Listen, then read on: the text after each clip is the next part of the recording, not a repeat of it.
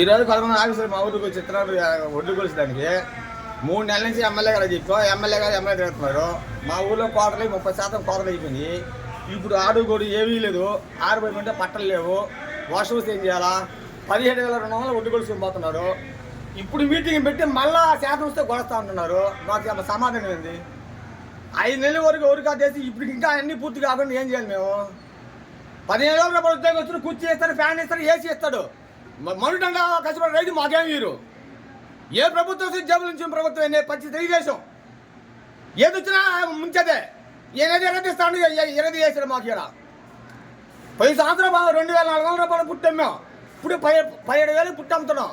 10 సంవత్సరం 4 పుట్లు ఎకరాకైనాయి. ఇప్పుడు 3 పుట్లు అవుతున్నాయి. ఎకరాకి వచ్చి రైతు 35,000 రూపాయలు లాస్ పోయాడు. మాకు ఇచ్చారు 4 ఎవడిస్తాడు? ఆయన వచ్చి చెప్పాడు మా మనోహర్ గారు వచ్చి కింటా 300 కాస్తామని బోటమే. ఆయన వచ్చిన గారు ఆయన అడవి శ్రీకాకుళం అది నిమ్మలో కూర్చోండి. ఆయన మాకు మామూలు చూసేవారు కదా. ఇక ఒడ్డు చూడట అన్ని ఉంటే ఆడిపోతున్నాయి. ఇప్పుడు కసి స్టార్ట్ అయిపో ఇంచు 20 రోజులు అవుతుంది. ఇంకా 10 రోజులు వీళ్ళు 60 ఇమ్మంటున్నారు. ఏడ 60 రైతా?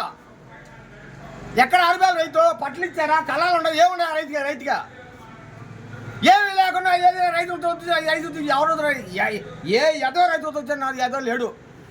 ఏ ఎదో వచ్చినా ఇంతే.